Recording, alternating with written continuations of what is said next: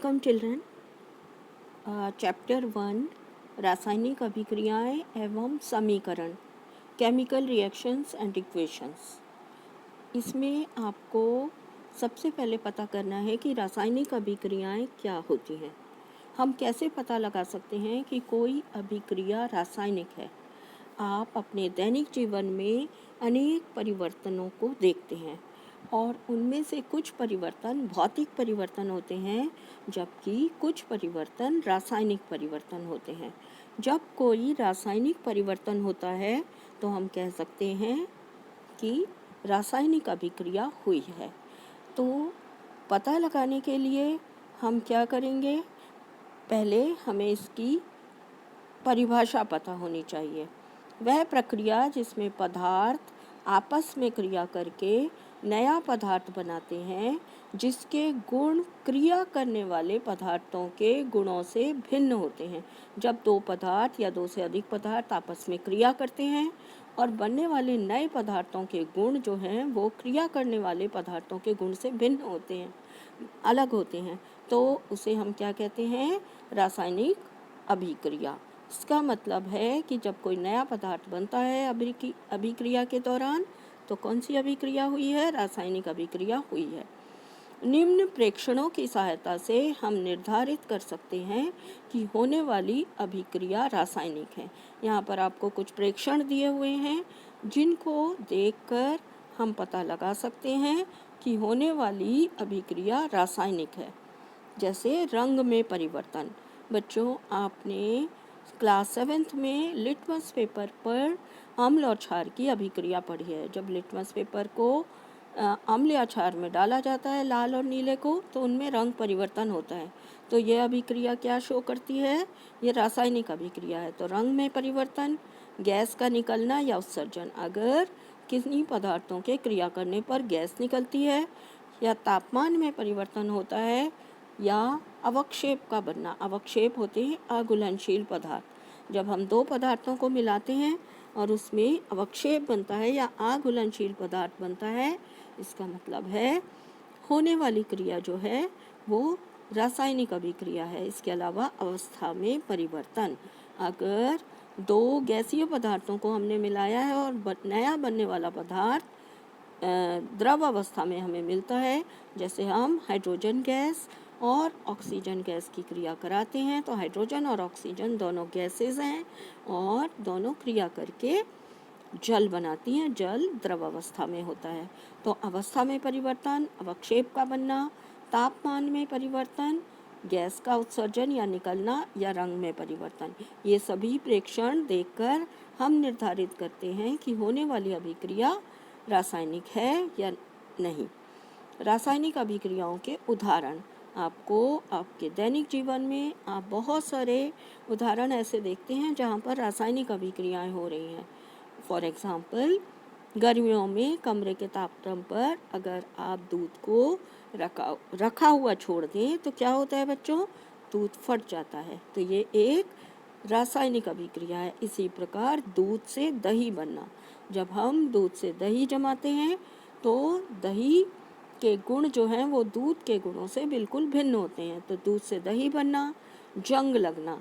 अगर लोहे की वस्तु को हम आर्द्र हवा में या बरसात के दिनों में खुला छोड़ दें तो उस पर जंग लग जाती है। जंग लगना रासायनिक अभिक्रिया है। भोजन का पकना। जो हम भोजन प्रतिदिन पका कर खाते हैं, भोजन का पकना रासायनिक अभिक्रिया है। इसी प्रकार श्वसन अभिक्रिया, जिससे हमें ऊर्जा प्राप्ति होती है, जो हम सांस लेते हैं, श्वसन अभिक्रिया होती है हमारे शरीर में, यह भी एक रासायनिक अभिक्रिया है। इसके अलावा प्रकाश संश्लेषण, पौधे प्रकाश संश्लेषण के दौरान भोजन बनाते हैं, यह भी रासायनिक अभिक्रिया है। लकड़ी का जलना। जलना अपने आप में रासायनिक अभिक्रिया है, चाहे वो लकड़ी का जलना हो, कागज का जलना हो, या किसी और पदार्थ का जलना हो, मोमबत्ती का जलना हो, तो जलना रासायनिक अभिक्रिया है। तो ये कुछ आपके रासायनिक अभिक्रिया के उदाहरण थे। अब नीचे दी गई अभिक्रियाओं को आपको भौतिक और रासायनिक अभिक्रियाओं में वर्गीकृत करना है बच्चों। तो आपको इन अभिक्रियाओं को वर्गीकृत करना है।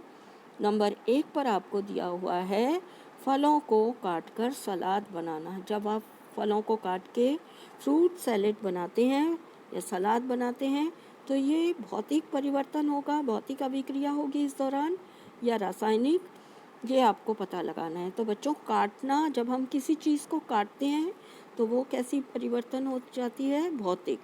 तो चाहे हम फल काटें, लकड़ी काटें, कागज काटें, वो कैसा परिवर्तन होगा? हमेशा भौतिक होगा। मोमबत्ती का जलना, यहाँ पर जलना शब्द आ रहा है। तो कोई भी चीज़ जब जलती है तो जलने में कौन सी अभिक्रिया होती है? रासायनिक। तो इसको आप क्या लिख देंगे? रासायनिक। लकड़ी को काटकर छोटे छोटे टुकड़े करना। आपको पता है काटना, चाहे वो लकड़ी को काटना हो, फलों को काटना है, कागज को काटना हो, कपड़ों को काटना हो, किसी भी चीज़ को जब हम काटना वर्ड यूज़ करते हैं, काटते हैं, तो कौन सी अभिक्रिया होती है बच्चों? काटना एक भौतिक अभिक्रिया। तो ये भौतिक अभिक्रिया होगी इस दौरान। कार्बनिक पदार्थों का सड़ना। कार्बनिक पदार्थ जैसे फल और सब्जियों के छिलके जब सड़कर खाद बनती है तो सड़ना और खाद बनना, ये कौन सी अभिक्रिया होती है? रासायनिक। तो इसको हम क्या लिखेंगे? रासायनिक अभिक्रिया है। इसके अलावा मैग्नीशियम रिबन का दहन। दहन का क्या मतलब होता है? दहन का मतलब होता है जलना। तो जब हम किसी पदार्थ को जलाते हैं तो ये कौन सी अभिक्रिया हो जाएगी बच्चों? रासायनिक। तो इस प्रकार आपको दिए गए परिवर्तनों को क्या करना है? भौतिक और रासायनिक परिवर्तन में वर्गीकृत करना था। तो ये आपने यहाँ पर वर्गीकृत कर दिया। अब हम देखेंगे रासायनिक समीकरण जो होता है वो किसे कहते हैं। तो रासायनिक समीकरण किसे कहते हैं बच्चों? इसके आपको उदाहरण देकर समझाना है। किसी रासायनिक अभिक्रिया के अभिकारकों एवं उत्पादों को उनके संकेतों एवं सूत्रों के माध्यम से दर्शाने वाला समीकरण रासायनिक समीकरण कहलाता है। अब ये अभिकारक और उत्पाद क्या होते हैं बच्चों? तो जो पदार्थ अभिक्रिया करते हैं, किसी भी रासायनिक अभिक्रिया के दौरान जो पदार्थ आपस में अभिक्रिया करते हैं उनको हम क्या कहते हैं? अभिकारक या रिएक्टेंट्स कहते हैं। इसी प्रकार अभिक्रिया के दौरान बनने वाले पदार्थों को हम क्या कहते हैं? उत्पाद या प्रोडक्ट कहते हैं। तो अभिकारक क्या होते हैं? जो अभिक्रिया में भाग लेते हैं पदार्थ, जो क्रिया करते हैं, उन्हें हम अभिकारक कहते हैं। ये लेफ्ट हैंड साइड पर लिखे जाते हैं, LSHS, इसका मतलब है लेफ्ट हैंड साइड। और जो उत्पाद जो क्रिया के बाद बनते हैं उनको हम राइट हैंड साइड पर लिखते हैं। तीर का निशान क्या शो करता है अभिक्रिया में? तीर का निशान अभिक्रिया की दिशा को दर्शाता है। तीर के निशान के ऊपर आवश्यक परिस्थितियां दर्शाई जाती हैं। आवश्यक परिस्थितियां कैसी हो सकती हैं? जैसे नाइट्रोजन और हाइड्रोजन। नाइट्रोजन का फॉर्मूला N2 है। यहाँ पर हमने हाइड्रोजन के H2 के 3 परमाणु या 3 अणु लिए हैं। तो नाइट्रोजन जब हाइड्रोजन से क्रिया करती है, ये उच्च दाब और निम्न ताप पर क्रिया करती है। तो ये उच्च दाब पर होने वाली अभिक्रिया है। तो उच्च दाब को हम कहाँ लिखेंगे? High pressure. इसको हम एरो के या तीर के निशान के ऊपर लिखते हैं। और क्या बनाती हैं दोनों क्रिया करके? अमोनिया। बच्चों, यहाँ पर अभिकारक और उत्पाद आप कैसे बताएंगे? कौन से पदार्थ अभिकारक हैं और कौन से उत्पाद? यहाँ पर नाइट्रोजन और हाइड्रोजन क्या है? नाइट्रोजन और हाइड्रोजन अभिकारक या रिएक्टेंट्स हैं, क्रिया करने वाले हैं। इन्हें हम अभिकारक कहेंगे, जबकि बनने वाला पदार्थ उत्पाद कहलाता है। तो अमोनिया जो बन रही है वो अमोनिया क्या है? अमोनिया ये उत्पाद है। इसके अलावा अभिकारक एवं उत्पादों की भौतिक अवस्थाओं को निम्न संकेतों द्वारा दर्शाया जाता है।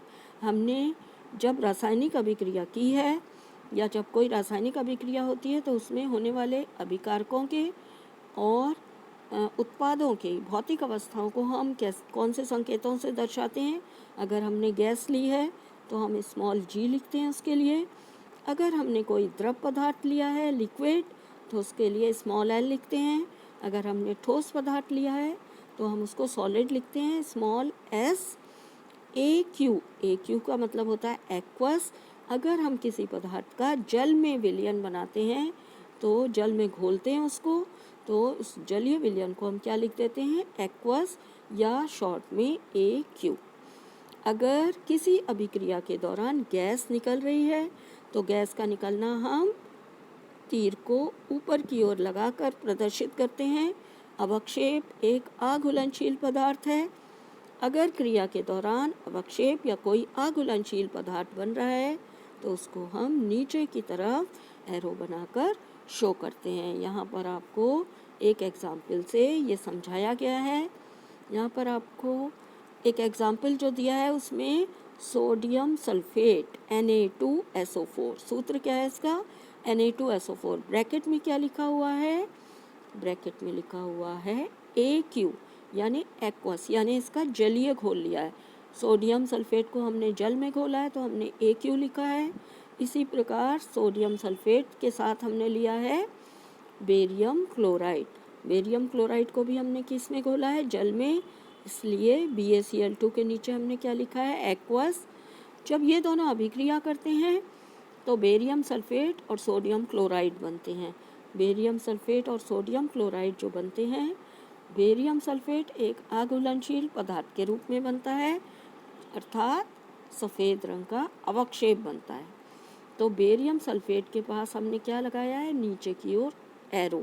ये क्या शो करता है, ये शो करता है कि यहाँ पर अवक्षेप बन रहा है। और NaCl या सोडियम क्लोराइड के नीचे हमने क्या लिखा है एक्वस। इसका मतलब ये घोल के रूप में या विलयन के रूप में हमें प्राप्त होता है। तो ये था आपका रासायनिक समीकरण को लिखने का तरीका। इसके बाद अब हम पढ़ेंगे रासायनिक अभिक्रिया को संतुलित करना। संतुलित करना क्यों आवश्यक है, उसका महत्व या इम्पोर्टेंस क्या है, पहले ये जानेंगे।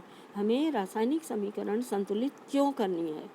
रासायनिक समीकरण संतुलित करना है इसलिए क्योंकि द्रव्यमान संरक्षण के नियम की पुष्टि करने के लिए। आप सभी ने 9th में द्रव्यमान संरक्षण का नियम पढ़ा है, जिसके अनुसार रासायनिक अभिक्रिया में द्रव्यमान का ना तो निर्माण होता है और ना ही विनाश होता है। ये द्रव्यमान संरक्षण का नियम है। इसकी पुष्टि करने के लिए हम क्या करते हैं, रासायनिक समीकरण को संतुलित करते हैं। संतुलित करने से क्या मतलब है, किसी भी रासायनिक अभिक्रिया में उत्पाद यानी प्रोडक्ट तत्वों का कुल द्रव्यमान और अभिकारक यानी कि क्रिया करने वाले पदार्थों का या रिएक्टेंट तत्वों का कुल द्रव्यमान बराबर होता है। जब बराबर होगा दोनों का द्रव्यमान तो क्या होगा, द्रव्यमान संरक्षण के नियम की पुष्टि होगी। तो हम इस द्रव्यमान संरक्षण के नियम की पुष्टि करने के लिए क्या करते हैं, रासायनिक समीकरण को संतुलित करते हैं। संतुलित करने के दौरान हमें क्या करना होता है, रासायनिक अभिक्रिया के पहले और उसके पश्चात प्रत्येक तत्व के परमाणुओं की बराबर संख्या जो है, परमाणुओं की यहाँ पर संख्या लिखेंगे आप, संख्या बराबर करने के लिए हम समीकरण को संतुलित करते हैं। तो संख्या बराबर करने से क्या हो जाएगा, संख्या बराबर करने से द्रव्यमान संरक्षण के नियम की पुष्टि होगी। तो द्रव्यमान संरक्षण के नियम की पुष्टि करने के लिए हम समीकरण को संतुलित करते हैं। अब संतुलित करने के लिए हमें क्या करना होता है, तो संतुलित कैसे करते हैं हम, इसको अब हम देखेंगे। यहाँ पर मैंने एक रासायनिक अभिक्रिया लिखी हुई है, कौन सी, जब मैग्नीशियम ऑक्सीजन से क्रिया करता है तो मैग्नीशियम ऑक्साइड बनाता है Mg+O2 MgO। ये अभिक्रिया संतुलित नहीं है। यहाँ पर संतुलित करने के कुछ स्टेप्स होते हैं। अगर आपको ये समझ में आ जाएंगे तो आप अपने आप किसी भी रासायनिक अभिक्रिया को संतुलित कर सकते हैं। सबसे पहले प्रत्येक सूत्र के चारों ओर जितने भी सूत्र रासायनिक अभिक्रिया में हैं, चाहे वो अभिकारक हैं या फिर वो उत्पाद या प्रोडक्ट हैं, उनके चारों ओर हम क्या बना देते हैं, बॉक्स बना देते हैं। यहाँ पर मैंने बॉक्स बनाए हुए हैं। बॉक्स बनाने का मतलब है कि हमें बॉक्स के अंदर कोई भी नंबर नहीं लिखना है।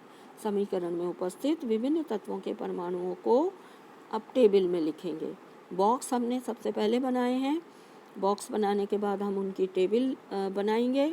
टेबल बनाने के लिए हम क्या करेंगे, लेफ्ट हैंड साइड यानी कि अभिकारक जो है उसमें उपस्थित तत्वों के परमाणुओं की संख्या और उत्पाद जो बन रहे हैं या प्रोडक्ट जो बन रहे हैं उसमें उपस्थित तत्वों के परमाणुओं की संख्या को टेबल के रूप में लिख लेंगे। तीसरा स्टेप क्या है, बॉक्स के सामने नंबर लिखकर हम लेफ्ट हैंड साइड और राइट हैंड साइड में तत्वों के परमाणुओं को बराबर करेंगे। सूत्र के सामने लिखे नंबर का तत्व के नीचे लिखे नंबर से गुणा किया जाता है। यहाँ पर मैं आपको करके दिखा रही हूँ, ये संतुलित करके दिखा रही हूँ। जब आप अपने आप अभिक्रिया लिखकर संतुलित करेंगे तो आपको संतुलित करना आसानी से आ जाएगा। पहली अभिक्रिया हमने क्या ली, मैग्नीशियम प्लस O2 ऑक्सीजन से क्रिया करा। तो सबसे पहले हम क्या बना रहे हैं, इसके चारों ओर हमने बॉक्स बनाए हैं। तो बॉक्स बनाने का क्या मतलब है बच्चों, बॉक्स बनाने का मतलब है कि हम कोई भी नंबर या किसी प्रकार का चेंज बॉक्स के अंदर नहीं कर सकते, इसीलिए हमने हर सूत्र पर बॉक्स बना दिया। बॉक्स के अंदर हमें कुछ नहीं लिखना है, ना कोई नंबर लिखना है, ना फॉर्मूला या सूत्र कुछ चेंज करना है, कुछ नहीं करना है। इसके बाद ये वाला जो पोर्शन है जिसमें अभिकारक लिखे हैं ये लेफ्ट हैंड साइड है और जो उत्पाद हैं ये राइट हैंड साइड है। तो अब हम नंबर गिनेंगे। पहले हमें पता होना चाहिए कौन कौन से तत्व इस रासायनिक अभिक्रिया में भाग ले रहे हैं। यहाँ पर एक तत्व मैग्नीशियम है, दूसरा तत्व ऑक्सीजन है और दो तत्व ही यहाँ पर रासायनिक अभिक्रिया में भाग ले रहे हैं। तो यहाँ पे हम सूची या टेबल कैसे बनाएंगे, पहले हम तत्व का नाम लिखेंगे। तत्व कौन कितने कितने हैं, एक Mg है, एक O है। O यानी ऑक्सीजन, Mg यानी मैग्नीशियम। अब हम लेफ्ट हैंड साइड में देखेंगे कि इनके कितने तत्व हैं। अगर Mg के नीचे कोई नंबर नहीं लिखा हुआ है तो Mg का कितना परमाणु या एटम हो गए, अगर नंबर नहीं लिखा है तो एटम हो जाएंगे 1। यहाँ पर O के नीचे 2 नंबर लिखा हुआ है तो ऑक्सीजन के कितने हो जाएंगे एटम, 2। यहाँ पर MgO मैग्नीशियम ऑक्साइड बन रहा है, मैग्नीशियम के नीचे यहाँ कोई नंबर नहीं है, कितना एटम हो जाएगा 1 और O के नीचे भी कोई नंबर नहीं है तो ऑक्सीजन के कितने परमाणु हो जाएंगे 1। अब हम देखते हैं टेबल में, लेफ्ट हैंड साइड में मैग्नीशियम का 1, राइट हैंड साइड में मैग्नीशियम का 1, अर्थात मैग्नीशियम बैलेंस है या संतुलित है। ऑक्सीजन लेफ्ट हैंड साइड में 2 एटम है जबकि राइट हैंड साइड में 1 एटम है। तो हम नंबर ऑफ एटम को कम नहीं कर सकते बच्चों, हमेशा हमें बढ़ाने होते हैं और हमें राइट हैंड साइड में बढ़ाना है। तो हम बॉक्स के अंदर कुछ नहीं लिखेंगे, बॉक्स के सामने लिखेंगे क्योंकि यहाँ पर हमें नंबर कितना बढ़ाना है 1, तो हम यहाँ पर लिखेंगे 2। जब हम यहाँ पर 2 लिखेंगे, 2 लिखने से 2 के पीछे जितने भी तत्व हैं उस बॉक्स के अंदर सारे कितने हो जाएंगे 2। तो अब क्या हुआ, जब आप MgO वाले बॉक्स के आगे 2 लिखते हैं तो मैग्नीशियम कितने हो गए, राइट हैंड साइड पर मैग्नीशियम 1 से कटकर 2 हो गए। ऑक्सीजन कितने हो गए, O इनके सामने लिखा हुआ है, दोनों 2 हो गए तो ऑक्सीजन भी कितने हो गए 2। अब यहाँ पर आप देखिए राइट हैंड साइड में मैग्नीशियम भी 2 और ऑक्सीजन भी 2, मगर लेफ्ट हैंड साइड में मैग्नीशियम कितना है 1। तो अब हमें मैग्नीशियम लेफ्ट हैंड साइड में 1 बढ़ाना है तो हम इस वाले मैग्नीशियम के बॉक्स के आगे 2 लिखेंगे। तो अब मैग्नीशियम यहाँ पर कितने हो गए 2, तो इस 1 को काट के हम 2 कर देंगे। यहाँ पर ऑक्सीजन कितने थे 2, राइट हैंड साइड में ऑक्सीजन 2, लेफ्ट हैंड साइड में मैग्नीशियम 2 और यहाँ पर भी मैग्नीशियम 2। अब यहाँ पर मैग्नीशियम लेफ्ट हैंड साइड में और राइट हैंड साइड में बराबर हैं। इसी प्रकार ऑक्सीजन के एटम या परमाणु लेफ्ट हैंड साइड में और राइट हैंड साइड में बराबर हैं। तो ये अभिक्रिया कैसी हो गई? संतुलित अभिक्रिया। तो संतुलित अभिक्रिया कौन सी हो गई हमारी? जब हम संतुलित अभिक्रिया को लिखेंगे इस वाली को, तो हम कैसे लिख देंगे? इसको हम लिखेंगे 2Mg प्लस O2, एक एरो लगाएंगे, और 2MgO। ये संतुलित अभिक्रिया हो गई। इसी प्रकार हम क्या करेंगे? एक दूसरी रासायनिक अभिक्रिया को संतुलित करेंगे। यहाँ पर आपको एक अभिक्रिया दी है जिसमें आयरन है Fe प्लस H2O। जब ये दोनों अभिक्रिया करते हैं तो क्या बन जाता है नए पदार्थ? Fe3O4 फेरोफेरिसाइन oxide. Fe3O4 बनता है और हाइड्रोजन गैस बनती है H2। अब हमें इसे संतुलित करना है। हमने सबसे पहले क्या बना लिया? ये बॉक्स बना लिए जो रेड कलर से आपको दिख रहे हैं। अब हम बॉक्स के अंदर कुछ नहीं लिखेंगे। सेकंड स्टेप क्या है हमारा? हम टेबल बनाएंगे। तो पहले हम तत्वों के नाम लिखेंगे। तत्व कितने हैं यहाँ पर? तत्वों के नाम जब हम लिखेंगे तो एक Fe है, दूसरा H है हाइड्रोजन, और तीसरा ऑक्सीजन है। जो तत्व लेफ्ट हैंड साइड में है, ये लेफ्ट हैंड साइड है अभिकारक, वही तत्व कौन से आएंगे? राइट हैंड साइड में वही तत्व आएंगे। अब हम लेफ्ट हैंड साइड में इनके परमाणुओं की या एटम्स का नंबर लिखेंगे। Fe यहाँ पर कितना है? 1, H2 यानी H कितने हैं? 2, O के नीचे कोई नंबर नहीं है तो O1 है। अब हम राइट हैंड साइड में देखेंगे, ये क्या है? Right hand side. Right hand side में जब हम नंबर देखेंगे, Fe कितने हैं? Fe के नीचे 3 लिखा हुआ है तो Fe के 3 हैं। O के नीचे क्या लिखा हुआ है? 4, तो O के कितने हैं? 4, और यहाँ H के नीचे क्या लिखा है? 2, तो H है 2। अब क्या है इसमें? Fe जो है राइट हैंड साइड में 3 है, जबकि लेफ्ट हैंड साइड में Fe 1 है। तो इसे 3 करने के लिए Fe के आगे हम क्या लगा देंगे? 3। अब Fe कितने हो गए यहाँ पर? 1 को काट के 3 लिखेंगे। अब O कितने हैं यहाँ पर? पहले हम हाइड्रोजन देख लेंगे, H2। तो हाइड्रोजन हमारी बैलेंस है, दोनों जगह 2 हैं। ऑक्सीजन 4 है। राइट हैंड साइड में ऑक्सीजन 4 है, लेफ्ट हैंड साइड में ऑक्सीजन 1 है। तो 1 को 4 करने के लिए हमें बॉक्स के अंदर कुछ नहीं लिखना है। 4 करने के लिए हम बॉक्स के सामने 4 लिखेंगे। जब हम बॉक्स के आगे 4 लिखेंगे तो हाइड्रोजन कितनी हो जाएगी? हाइड्रोजन के नीचे 2 लिखा हुआ है पहले, तो 2 और 4 मल्टीप्लाई होंगे, गुणा होंगे। तो हाइड्रोजन कितने हो गए अब यहाँ पर? 4 2 जा 8। तो हाइड्रोजन कितने हो गए यहाँ पर? 2 से बढ़कर 8 हो गए।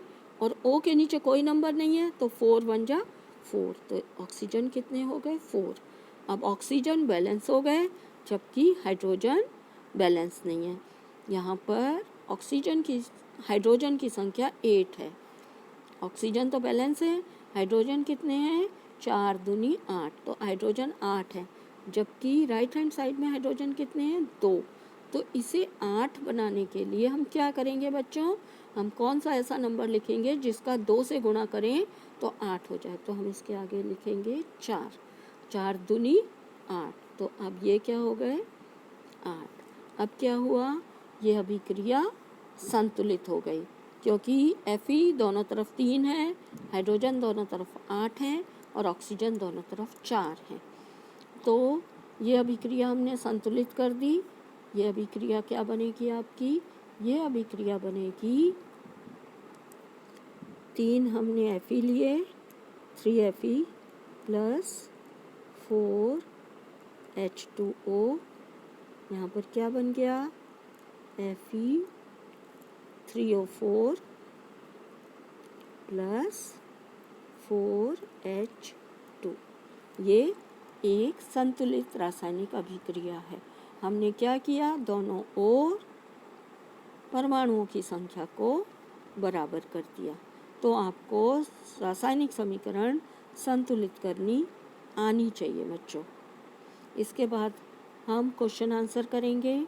यहाँ पर आपको कुछ क्वेश्चन दिए हुए हैं। नंबर 1, वायु में जलाने से पहले मैग्नीशियम रिबन को साफ क्यों किया जाता है?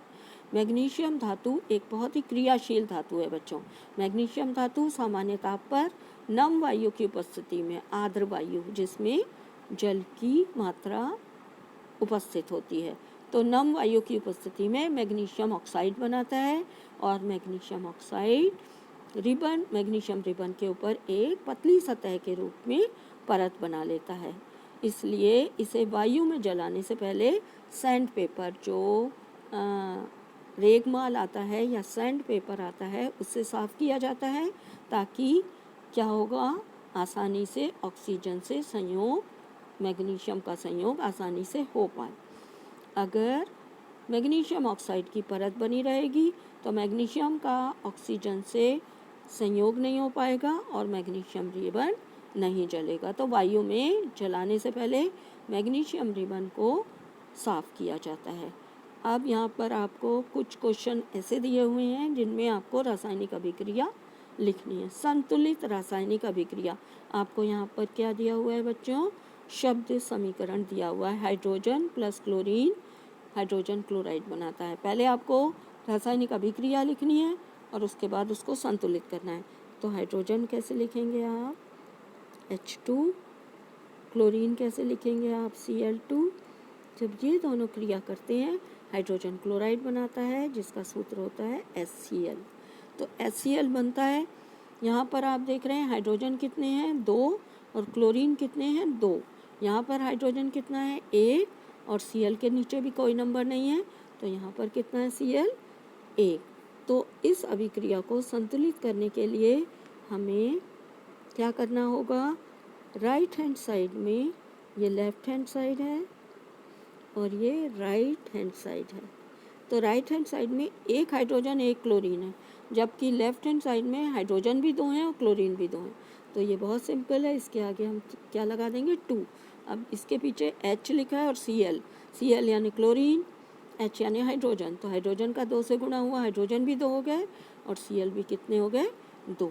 तो ये अभिक्रिया अब क्या हो गई? संतुलित हो गई। यहाँ पर दूसरी शब्द समीकरण आपको क्या दिया हुआ है? Barium chloride, aluminium sulphate. पहले हम इनके सूत्र याद करेंगे। बच्चों, आपको 10th में केमिस्ट्री पढ़ने के लिए सभी सूत्र या तो याद होने चाहिए या सूत्र बनाने आने चाहिए। बेरियम क्लोराइड का सूत्र क्या होता है बच्चों? BaCl2, ये लिख दिया हमने। एल्युमिनियम सल्फेट AlSO4 और Al की 3 होती है वैलेंसी, Al2SO4 होल थ्राइस। ये क्या बन गया? Aluminium sulphate. जब ये दोनों आपस में क्रिया करते हैं तो क्या बनाते हैं? Barium sulphate. तो यहाँ पर एरो लगाएंगे आप, बेरियम सल्फेट BaSO4। बच्चों, सूत्र अगर याद नहीं होंगे आपको तो आपको ये अभिक्रिया बनाने में बहुत मुश्किल होगी। आप सूत्र याद करिए। एल्युमिनियम क्लोराइड का सूत्र क्या होता है? AlCl3। अब आपको इसको बैलेंस करना है। हमने बैलेंस करने के लिए Ba को चेक करते हैं पहले हम, या तो आप टेबल बना लीजिए या फिर आप ऐसे भी चेक कर सकते हैं। यहाँ पर Ba 1 है, Ba के नीचे कोई नंबर नहीं है। अब हम लेफ्ट हैंड साइड से Ba 1 है, राइट हैंड साइड में Ba 1 है, Ba के आगे कोई नंबर नहीं है, तो Ba बैलेंस हो गया। Cl2, क्लोरीन 2 है, यहाँ पर क्या है? क्लोरीन 3। तो क्लोरीन को 3 करने के लिए हम यहाँ एक नंबर कभी नहीं लिखेंगे, क्योंकि नीचे वाले नंबर से क्या होता है? गुणा। तो गुणा करने के लिए हमें कोई और नंबर लिखना होगा। तो हमने अगर सपोज़ यहाँ पर 3 लिख दिया, तो 2 का जब हम 3 से गुणा करते हैं तो 2 3 6, तो क्लोरीन कितनी हो गई? 6 हो गई। तो क्लोरीन यहाँ पर 3 है, तो 6 करने के लिए हम क्या करेंगे बच्चों? 6 करने के लिए हम क्लोरीन के आगे, एल्युमिनियम क्लोराइड के आगे कितना लगा देंगे? 2। ये हमने 2 लगा दिया एल्युमिनियम क्लोराइड से, तो एल्युमिनियम कितने हो गए? 2 और क्लोरीन कितनी हो गई, 3 दूनी 6, नीचे वाले नंबर का और सामने लिखे नंबर का मल्टीप्लाई होगा, गुणा होगा। अब क्या हुआ, क्लोरीन 6 हो गई, एल्युमिनियम 2 हो गया। यहाँ पर आप देखिए, यहाँ पर बेरियम कितना चाहिए हमको, जब इसके आगे हमने 3 लगाया है 3, तो बेरियम भी 3 हो गया और क्लोरीन कितना हो गया, 3 दूनी 6। तो क्लोरीन हमने बैलेंस कर दिया, यहाँ पर 3 दूनी 6 हो गया। अब हमें क्या करना है, बेरियम बैलेंस करना है। तो बेरियम 3 चाहिए, तो हम इसके आगे क्या लगा देंगे, इसके आगे हम 3 लगाएंगे। यहाँ पर अभिक्रिया को साफ साफ लिखने के लिए हम लिख देंगे, बैलेंस अभिक्रिया क्या बनेगी आपकी, 3BaCl2 plus Al2SO4 whole thrice, arrow लगाएंगे यहाँ पर 3BaSO4। यहाँ पर देखिए Ba 3 है, यहाँ पर भी 3 है, SO4 whole thrice, SO4 bracket के बाहर 3 लिखा है, इसका मतलब SO4 भी कितने हैं, 3। तो जब हम सामने 3 लगाएंगे तो SO4 भी 3 हो गए और Ba भी 3 हो गए। अब इसके अलावा क्या बचा हमारे पास, यहाँ पर प्लस करके क्या आएगा, ट्वाइस या 2AlCl3। ये अभिक्रिया आपको 3 दूनी 6 बैलेंस हो गई। आप इस अभिक्रिया को टेबल बनाकर बैलेंस कर सकते हैं। अगर नहीं आता है तो फिर से आप बैलेंसिंग के लिए मुझे लिख सकते हैं कि बैलेंस करना नहीं आ रहा है आपको, तो वो मैं अलग से आपको सिखा दूँगी। नेक्स्ट आपका अभिक्रिया दी हुई है सोडियम। सोडियम का सूत्र आपने लिख दिया Na, जल H2O, ये इसका सूत्र है। जब ये दोनों अभिक्रिया करते हैं क्या बन जाता है, सोडियम हाइड्रोक्साइड, यानी कि NaOH प्लस हाइड्रोजन, ये हो गया हाइड्रोजन। तो यहाँ पर आप देखिए सोडियम हाइड्रोक्साइड बन गया और हाइड्रोजन गैस निकल रही है, NaOH। H2 Na कितना है, यहाँ पर Na 1 है, यहाँ पर भी Na 1 है। H2 कितना है, यहाँ पर H2 है, यहाँ पे भी H2 2 है। O कितना है, यहाँ पर O 1 है और यहाँ पर H जो है 2 ना होकर कितने हो गए, 1 H ये रहा और 1 H ये रहा। तो H कितने हो गए टोटल, ये राइट हैंड साइड है, H टोटल कितने हो गए उत्पाद में या प्रोडक्ट में, 3। H 2 ये रहे और 1 H ये रहा, तो 3 हो गए। O 1 है। अब आपको खाली H को बैलेंस करना है। तो H को जब हम बैलेंस करेंगे तो H को 3 करने के लिए हम क्या लिख देंगे इसके आगे, अगर हम इसके आगे H को 3 करना है हमें, मगर यहाँ क्या हो जाएगा, 3 करने के लिए अगर हम 2 लिखेंगे तो 2 दूनी 4 होंगे, 3 लिखेंगे तो क्या होंगे, 3 दूनी 6 हो जाएंगे। तो 3 लिखने से O कितने हो जाएंगे, O भी 3 हो जाएंगे।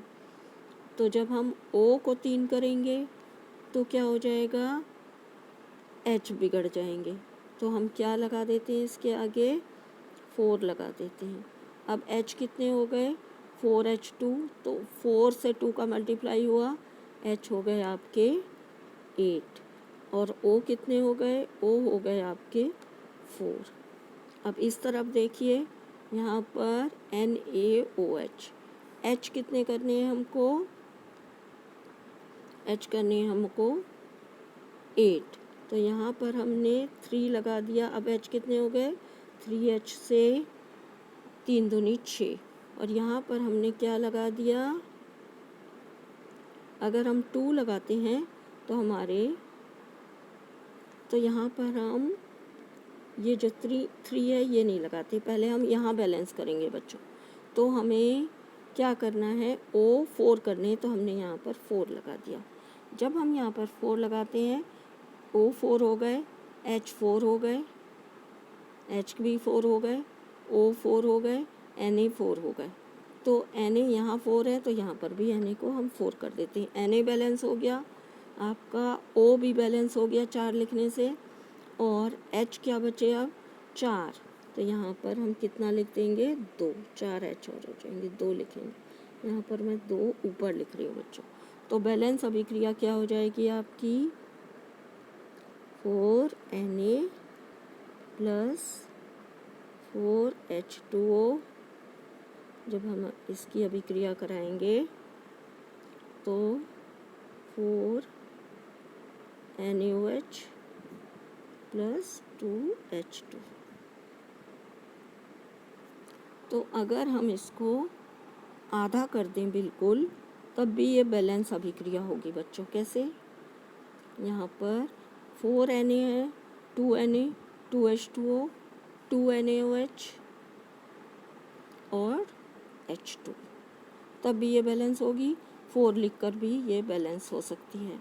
अगर आप इसको अभिक्रिया को इस तरह बैलेंस करते हैं, हमने क्या लिया है ये Na और H2O, तो देखिए यहाँ पर हम फिर से बैलेंस कर लेते हैं इसको। Na प्लस H2O, एरो लगा दिया, NaOH बना, NaOH प्लस हाइड्रोजन गैस बनी।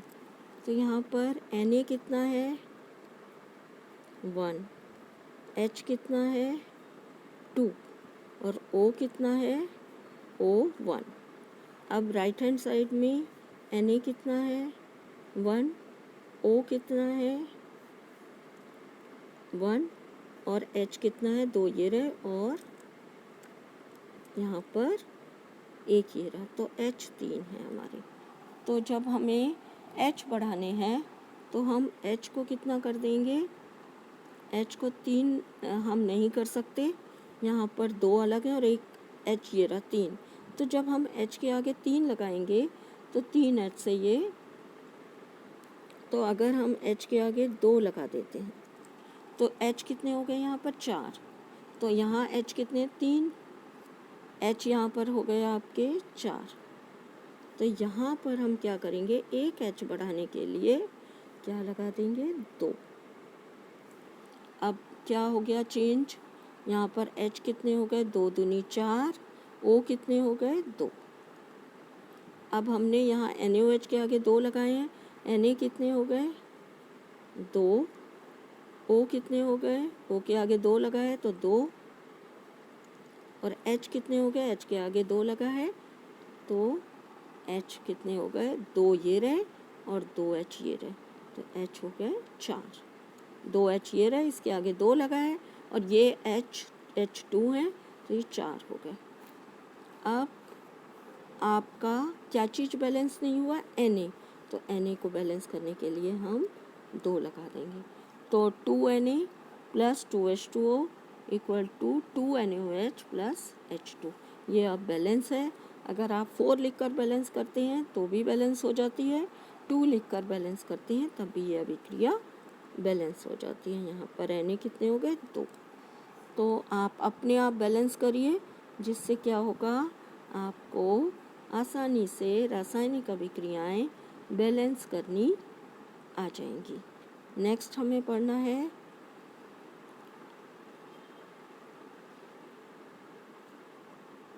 निम्नलिखित अभिक्रियाओं के लिए उनकी अवस्था के संकेतों के साथ संतुलित रासायनिक समीकरण लिखिए। तो यहाँ पे आपको शब्द समीकरण टाइप का दिया हुआ है, क्वेश्चन दिया है, जल में बेरियम क्लोराइड तथा सोडियम सल्फेट के विलयन अभिक्रिया करके सोडियम क्लोराइड का विलयन और अघुलनशील बेरियम सल्फेट का अवक्षेप बनाते हैं। तो जब ये अघुलनशील बेरियम सल्फेट का अवक्षेप बनाते हैं तो इसकी आपको रासायनिक अभिक्रिया लिखनी है और साथ में उनकी भौतिक अवस्थाएं भी लिखनी है। तो पहले हम रासायनिक अभिक्रिया लिखेंगे बेरियम क्लोराइड। बेरियम क्लोराइड का सूत्र क्या होता है, BaCl2। ये किससे क्रिया अभिक्रिया कर रहा है, सोडियम सल्फेट, तो सोडियम सल्फेट का सूत्र क्या होता है Na2SO4। अब आपको जल में घोला है तो हम इसके नीचे क्या लिखेंगे, AQ, एक्वस हो गया, और Na2SO4 को भी जल में घोला गया है तो इसके नीचे हम क्या लिख देंगे, एक्वस। ये दोनों जब अभिक्रिया करते हैं तो क्या बना देते हैं, ये दोनों अभिक्रिया करके बेरियम सल्फेट BaSO4, BaSO4 हमें क्या मिलता है, अवक्षेप। यहाँ पर बेरियम सल्फेट का अवक्षेप बनता है। तो अवक्षेप आघूलनशील पदार्थ है, तो इसको हम क्या लिखेंगे, एस, यानी सॉलिड है। ये वाइट पीपीटी, वाइट प्रेसिपिटेट या अवक्षेप बनता है जो सॉलिड है। और साथ में क्या बनता है, इसके साथ में इसके बनता है सोडियम क्लोराइड। तो इसको प्लस करके हम लिख देंगे यहाँ पर NaCl। अब इसे बैलेंस करने के लिए बहुत सिंपल सी आपको एक सिंपल सा 2 लगाना है। यहाँ पे NaCl में Na1 और Cl, और यहाँ पे Cl2 2 है। तो Cl2 को 2 बनाने के लिए हम क्या करेंगे बच्चों, हम यहाँ पर NaCl के आगे 2 लिख देंगे। तो Na 2 हो गए, ये Na2 यहाँ पर 2 है, SO4 1 है, SO4 यहाँ पर भी 1 है। और ये भी कौन सी अवस्था में होता है, एक्वस में। ये भी जलीय विलयन होता है एक्वस, ये भी जलीय विलयन है एक्वस, ये भी जलीय विलयन है एक्वस। और अब ये अभिक्रिया क्या है, संतुलित है। नेक्स्ट अभिक्रिया आपको क्या दी हुई है, नेक्स्ट अभिक्रिया आपको दी है सोडियम हाइड्रोक्साइड का विलयन जल में, हाइड्रोक्लोरिक विलयन जल में से अभिक्रिया करता है। दोनों विलयन जल में बनाते क्या है, सोडियम क्लोराइड का विलयन प्राप्त होता है और जल मिलता है। तो इसकी पहले हम रासायनिक अभिक्रिया लिखेंगे, सोडियम हाइड्रोक्साइड का विलयन, यानी कि सोडियम हाइड्रोक्साइड का सूत्र क्या होता है, NaOH। साथ में क्या लिया है हमने, हाइड्रोक्लोरिक अम्ल जल में। तो ये एक्वस है क्योंकि जल में लिया है, और हाइड्रोक्लोरिक अम्ल HCl होता है, इसको भी हमने जल में लिया है। तो इसके नीचे भी हम क्या लिखेंगे, AQ, एक्वस। जब ये दोनों अभिक्रिया करते हैं तो क्या बनता है, सोडियम क्लोराइड का विलयन, यानी कि NaCl। ये विलयन बन रहा है तो ये भी कैसा होगा, एक्वस, जल में ही विलयन बनेगा। तो ये एक्वस लिखेंगे इसको, और जल बन रहा है, ये कैसा होगा, जल, H2O, L लिखेंगे, लिक्विड होता है जल या द्रव अवस्था में होता है। अब इसे संतुलित करना है। यहाँ पर Na1 O कितने हैं, O ये रहा 1, यहाँ पर भी एक O है। H कितने हैं, H1 ये रहा, और एक H ये रहा। तो H कितने हो गए, 2। तो यहाँ पर H2 लिखा हुआ है। तो H कितने हैं यहाँ पर, 2, H भी बैलेंस है। तो Cl कितने हैं, Cl 1 है, और यहाँ पर भी Cl 1 है। तो ये रासायनिक अभिक्रिया संतुलित है। यहाँ पर Na O कितने, O खाली 1 है, ये रहा O 1 है, O यहाँ पर भी O 1 है, H यहाँ पर 1 ये रहा, 1 ये रहा। तो H कितने हो गए, 2, H2, तो यहाँ H2 हो गए। अब Cl बच रहा, Cl ये रहा 1, और यहाँ पर Cl यहाँ पर लिखा हुआ है। तो ये बैलेंस है इक्वेशन। नेक्स्ट आपका क्वेश्चन है, अब आपको पता होना चाहिए ऊष्माक्षेपी अभिक्रिया और ऊष्माशोषी अभिक्रियाओं में से आप क्या समझते हैं।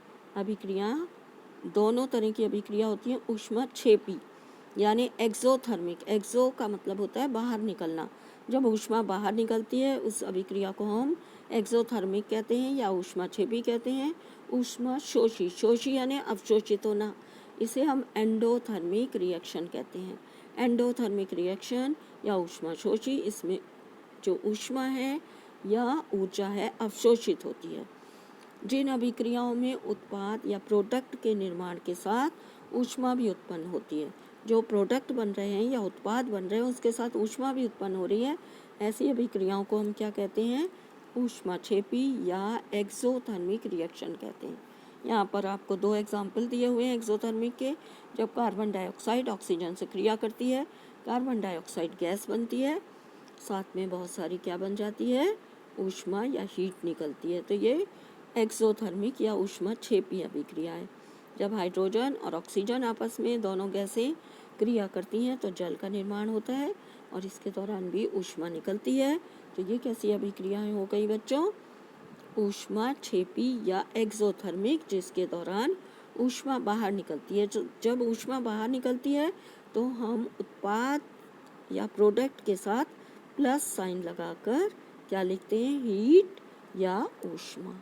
तो ये हमने ऊष्माक्षेपी पढ़ लिया। नेक्स्ट हमें पढ़ना है ऊष्माशोषी अभिक्रिया। तो ऊष्माशोषी क्या होते हैं? जिसमें ऊर्जा अवशोषित होती है। ऊर्जा अवशोषित कब होती है? जिन रासायनिक अभिक्रियाओं में ऊर्जा का अवशोषण होता है उन्हें हम क्या कहते हैं? ऊर्जा शोषी या ऊष्माशोषी अभिक्रियाएं, एंडोथर्मिक रिएक्शन। यहाँ पर आपको 2 एग्जाम्पल दिए हैं। कैल्शियम कार्बोनेट CaCO3 को जब गर्म किया जाता है, यानी कि कैल्शियम कार्बोनेट को हीट हम देते हैं, तो ये ऊष्मा अवशोषित करती है और 2 पदार्थों में टूट जाता है calcium carbonate. Calcium oxide CaO और CO2 गैस बनती है।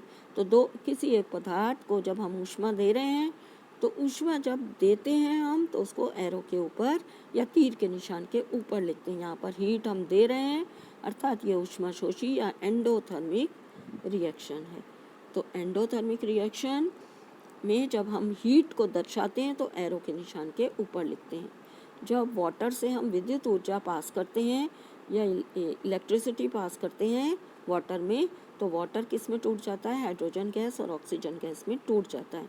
तो ये ऊर्जा इस वाटर को दी जाती है, अर्थात वाटर ऊर्जा अवशोषित करता है। इसको हम एरो के निशान के, जब एरो के निशान के ऊपर हमने हीट या ऊर्जा लिखा है, विद्युत ऊर्जा या कोई और ऊर्जा, तो इसका मतलब ये ऊष्माशोषी अभिक्रिया है। अगर हमने उत्पाद के साथ प्लस करके ऊर्जा या हीट लिखा है, वो ऊष्माक्षेपी या एक्सोथर्मिक रिएक्शन है। अब हम रासायनिक अभिक्रियाओं के प्रकार पढ़ेंगे। रासायनिक अभिक्रियाएं 5 प्रकार की होती हैं बच्चों। पहली है संयोजन अभिक्रिया। संयोजन को हम कॉम्बिनेशन रिएक्शन कहते हैं। संयोजन का मतलब होता है जुड़ना। जब 2 एकल उत्पाद या 2 या 2 से अधिक अभिकारक मिलकर एकल उत्पाद यानी एक नया पदार्थ बनाते हैं, तो ऐसी अभिक्रिया को संयोजन अभिक्रिया कहते हैं। जैसे कैल्शियम ऑक्साइड, जिसको हम आम भाषा में बिना भुजा चूना कहते हैं, रासायनिक नाम कैल्शियम ऑक्साइड होता है। जब इसमें जल मिलाया जाता है, ये क्या है आपका? जल है। जब हम इसमें जल मिलाते हैं तो जल मिलाने पर ये कैल्शियम हाइड्रोक्साइड का विलयन बनाता है। साथ में क्या निकलती है? बहुत सारी ऊष्मा इसमें निकलती है। जब ऊष्मा हमने प्लस करके लिखी है तो ये कैसी अभिक्रिया हो गई? एक्सोथर्मिक, अर्थात ऊष्माक्षेपी, इसमें ऊष्मा निकल रही है, एक्सोथर्मिक रिएक्शन है। और जब कैल्शियम ऑक्साइड और जल दोनों जुड़ के एक नया पदार्थ बना रहे हैं, कैल्शियम हाइड्रोक्साइड, जिसको हम बुझा हुआ चूना आम भाषा में कहते हैं, और रासायनिक नाम कैल्शियम हाइड्रोक्साइड है। तो इस अभिक्रिया को हम क्या कहते हैं? संयोजन अभिक्रिया। इसमें 2 या 2 से अधिक पदार्थ संयोजित होकर जुड़कर एक नया पदार्थ बनाते हैं। इसके यहाँ पर दूसरे उदाहरण आपको दिए हुए हैं। जैसे जब हाइड्रोजन गैस और ऑक्सीजन गैस आपस में जुड़ते हैं तो जल का निर्माण होता है। ये भी संयोजन अभिक्रिया है कि इसमें 2 पदार्थ जुड़कर एक पदार्थ बना रहे हैं। कोयले का दहन, जब कार्बन ऑक्सीजन से क्रिया करता है तो क्या होता है? कार्बन और ऑक्सीजन दोनों जुड़कर कार्बन डाइऑक्साइड गैस बनाते हैं। ये भी क्या हो रहा है? 2 पदार्थ मिलकर एक नया पदार्थ बना रहे हैं। तो ये संयोजन अभिक्रिया के उदाहरण हैं। तो ऐसी अभिक्रिया जिसमें 2 या 2 से अधिक पदार्थ मिलकर एक नया पदार्थ बनाते हैं, तो ऐसी अभिक्रिया को हम संयोजन अभिक्रिया कहते हैं। नंबर 2 पर अभिक्रिया आती है वियोजन। ये संयोजन की उल्टी होती है, इसको हम कहते हैं डीकम्पोजिशन रिएक्शन। वियोजन अभिक्रिया जिसमें जिन अभिक्रियाओं में एकल अभिकर्मक टूटकर छोटे छोटे उत्पाद बनाता है, उसे हम वियोजन अभिक्रिया करते हैं। जब जुड़कर एकल उत्पाद बनाता है तो संयोजन हो जाता है, और जब 2 या 2 से अधिक पदार्थ में टूट जाता है तो हम उस अभिक्रिया को कहते हैं वियोजन। का मतलब टूटना, वियोजन अभिक्रिया। यहाँ पर फेरस सल्फेट FeSO4 जिसमें 7H2O जल के मॉलिक्यूल जुड़े हुए हैं, तो FeSO4 7H2O को जब हम हीट देते हैं, गर्म करते हैं, तो 3 नए पदार्थों में टूट जाता है। नंबर 1 फेरिक ऑक्साइड जिसका लाल भूरा रंग होता है। Number 2 SO2 sulphur dioxide gas, और नंबर 3 पर SO3 सल्फर ट्राइऑक्साइड। तो एक फेरस सल्फेट जो हल्के हरे रंग का होता है, जब हम गर्म करते हैं तो इससे ये जल निकल जाता है, और ये किस में बदल जाता है? Fe2O3 फेरिक ऑक्साइड में बदल जाता है, जिसका रंग लाल होता है। तो जब एक पदार्थ 2 या 2 से अधिक पदार्थों में टूट जाता है बच्चों, तो ऐसी रासायनिक अभिक्रिया को हम वियोजन अभिक्रिया कहते हैं। यहाँ पर आपको वियोजन अभिक्रिया का दूसरा उदाहरण दिया हुआ है कैल्शियम कार्बोनेट, जिसे हम चूना पत्थर कहते हैं। रासायनिक नाम कैल्शियम कार्बोनेट है। जब इसे गर्म किया जाता है तो ये दो पदार्थों में टूट जाता है, कैल्शियम ऑक्साइड और कार्बन डाइऑक्साइड CO2 गैस में। कैल्शियम ऑक्साइड को हम बिना बुझा चूना कहते हैं, जिस चूने से हम लाइनें लगाते हैं स्पोर्ट्स डे में या अन्य सफाई कार्यक्रम में हम चूने की लाइनें लगाते हैं। उस चूने का रासायनिक नाम कैल्शियम ऑक्साइड होता है और सूत्र CaO होता है। तो जब CaCO3 या चूना पत्थर को गर्म किया जाता है कैल्शियम कार्बोनेट को, तो ये कैल्शियम ऑक्साइड और कार्बन डाइऑक्साइड में टूट जाता है। ये एक वियोजन अभिक्रिया का उदाहरण है। यहाँ पर हमने हीट को या ऊष्मा को एरो के निशान के ऊपर लिखा है, तो ये कौन सी अभिक्रिया होनी चाहिए? ये ऊष्मा शोषी अभिक्रिया होनी चाहिए। नेक्स्ट है आपका एक क्वेश्चन आपको आता है। क्वेश्चन क्या है? क्वेश्चन है सूर्य के प्रकाश में श्वेत रंग का सिल्वर क्लोराइड धूसर रंग के या ग्रे कलर में बदल जाता है, क्यों? आपको बताना है ऐसा क्यों होता है। प्रकाश की उपस्थिति में सिल्वर क्लोराइड का सिल्वर और क्लोरीन में वियोजन हो जाता है। जब हम सिल्वर क्लोराइड को, जिसका सूत्र AgCl है, AgCl या सिल्वर क्लोराइड को सनलाइट में रखते हैं या धूप में रखते हैं, तो ये दो पदार्थों में टूट जाता है। ये वियोजन अभिक्रिया होती है। इसमें सिल्वर अलग हो जाती है सॉलिड रूप में और क्लोरीन गैस के रूप में अलग निकल जाती है। इस सिल्वर का रंग कैसा होता है? धूसर या ग्रे कलर का। इसीलिए सूर्य के प्रकाश में सिल्वर क्लोराइड धूसर रंग के सिल्वर में बदल जाता है और दो पदार्थों में वियोजित होता है। तो ये उदाहरण किसका है? वियोजन अभिक्रिया का। नेक्स्ट है आपकी विस्थापन अभिक्रिया। विस्थापन अभिक्रिया को हम डिस्प्लेसमेंट रिएक्शन कहते हैं। डिस्प्लेसमेंट का मतलब है किसी पदार्थ में से किसी तत्व को हटाना। तो तत्व को हटाना इसके स्थान से और दूसरे तत्व का आ जाना, इसे हम कहते हैं विस्थापन।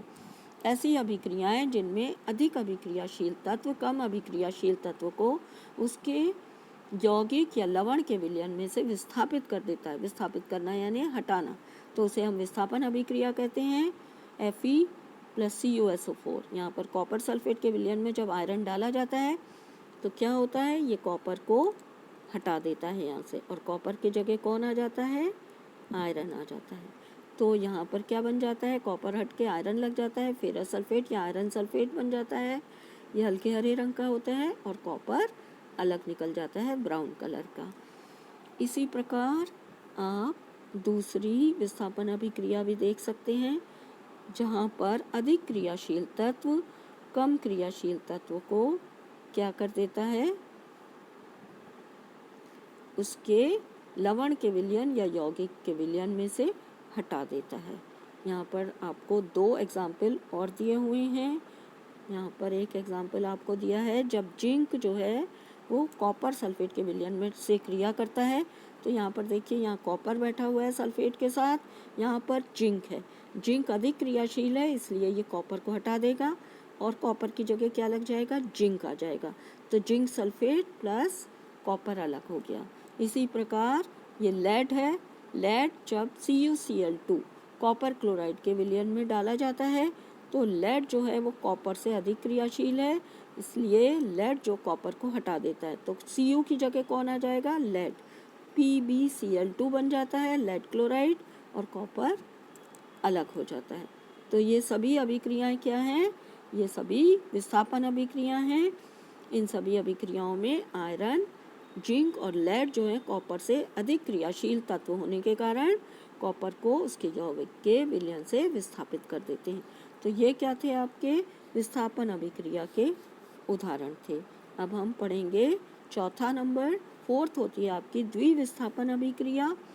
द्विविस्थापन अभिक्रिया क्या होती है? Double displacement reaction. इसमें वे अभिक्रियाएं आती हैं जिनमें अभिकारकों के बीच आयनों का आदान प्रदान होता है। उन्हें हम क्या कहते हैं? द्विविस्थापन अभिक्रिया कहते हैं।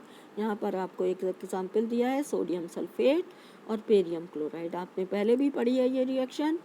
जब सोडियम सल्फेट बेरियम क्लोराइड से क्रिया करता है तो आयनों की अदला बदली होती है। यहाँ पर आयन कौन से हैं? एक बेरियम आयन है, एक क्लोराइड आयन है। यहाँ पर एक सोडियम आयन है, एक सल्फेट आयन है।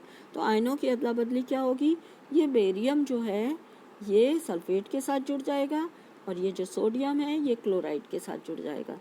तो बेरियम सल्फेट के साथ जुड़ेगा तो बेरियम सल्फेट बन जाता है, और जो सोडियम है वो क्लोरीन के साथ, क्लोराइड आयन के साथ जुड़ेगा तो NaCl बन जाता है। तो यहाँ पर क्या हो रहा है, ये Ba जो है वो यहाँ पर आ रहा है और जो Na है वो इसके साथ जा रहा है।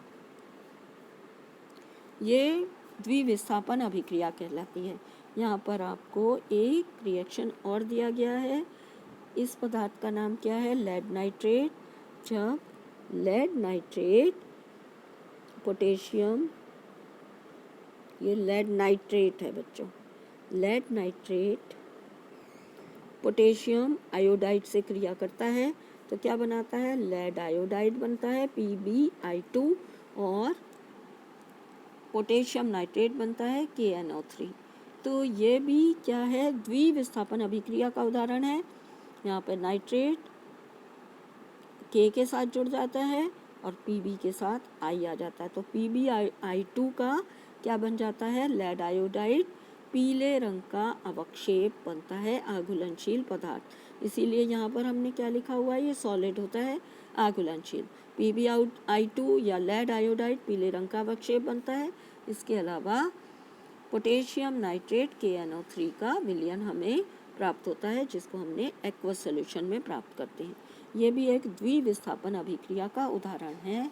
जब लेड नाइट्रेट किससे अभिक्रिया करता है, Ki का क्या नाम होगा बच्चों, पोटेशियम आयोडाइड। तो यहाँ पर आप लिखेंगे पोटेशियम